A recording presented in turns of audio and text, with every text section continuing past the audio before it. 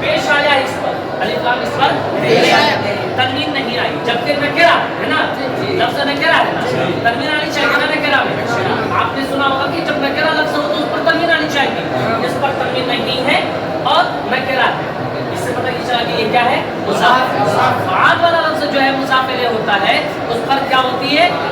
کسرہ، مکسور ہوتا ہے وہ لفظ ہے نا. اب یہاں پر دیکھو کسرہ ہے، مکسور ہے نا، یہ کہ مکسور کی تنوین ہے اس لیے کہ یہ مضاف الیہ کیا چیز ہے؟ نکرہ منفع نہیں ہے. اب ترجمہ کرتے وقت میں ترجمہ کریں گے تو کدھر سے کریں گے؟ الٹا کریں گے. کدھر سے کریں گے؟ ترجمہ کریں گے. تفاح کا مطلب سیب ہوتا ہے، شجر کا مطلب سیب کا نہیں.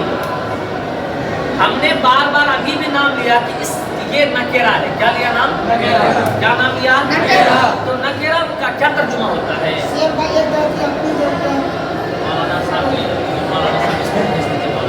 ایسی جگہ بھیجیے، ایسی جگہ بھیجیے جو رو سے شروع ہو یا پر ختم ہو. ارے بھائی نکرہ تو اس کا تو ایک یا کوئی کچھ تو کر ہی نہیں سکتے نا ترجمہ، مضاف نہیں کر سکتے نا. مضاف الیہ کریں گے نا، ایک یا کوئی یا کوئی. یہ یاد رکھنا مضاف نکرہ ضرور ہوگا دیکھنے میں، لیکن وہ دیکھنے ہی میں نکرہ ہوتا ہے، لیکن اندر سے کیا ہوتا ہے؟ معرفہ ہوتا ہے. اندر سے کیا ہوتا ہے؟ تو اس کا ترجمہ ایک یا کوئی یا کچھ مضاف کا کر ہی نہیں سکتے. کس کا کریں گے؟ مضاف الیہ کا کریں گے. کس کا کریں گے؟ آپ بتائیے کیا ترجمہ کریں گے؟ سیب کا. کوئی طرف ایک مصحف کو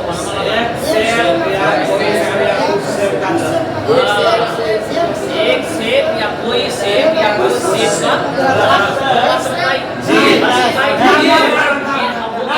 آپ کا یہ مضاف ہو گیا. یہ لفظ کیا ہو گیا؟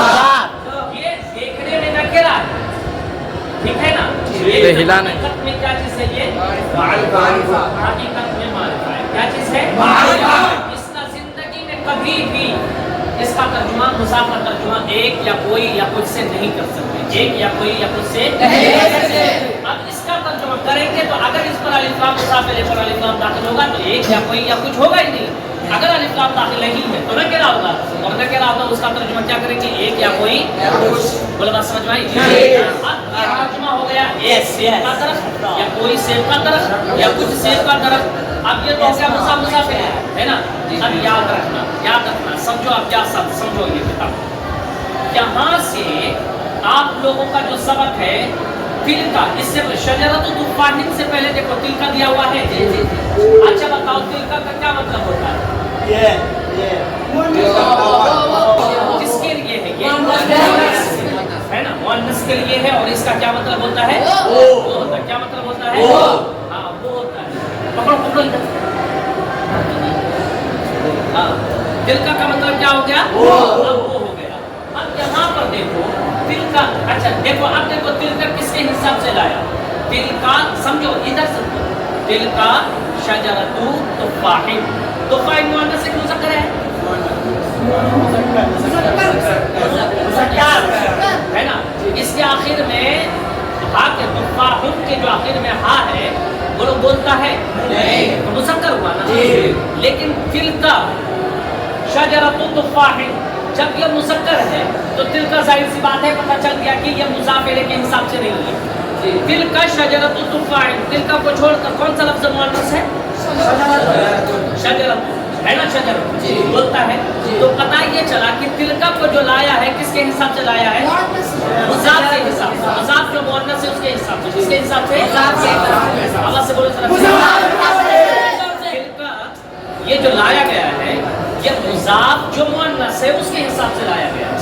مضاف جو مؤنث ہے اس کے حساب سے. پتہ یہ چلا کہ یہ مضاف الیہ مل کر کے خبر ہو جائے گا. خبر یہ جملہ بن جائے گا. اور یہ تلکا کیا چیز ہے؟ یہ مبتدا بن جائے گا. کیا بن جائے گا؟ مبتدا. یہ دیکھو ترکیب تھوڑی سی دیکھو اس کو. تلکا اسم اشارہ مبتدا. تلکا اسم اشارہ مبتدا. شجرۃ مضاف اور تفاح مضاف الیہ. مضاف الیہ سے مل کر کے خبر. مضاف الیہ سے مل کر کے خبر. تو مبتدا اپنے خبر سے مل کر کے کیا ہو جائے گا؟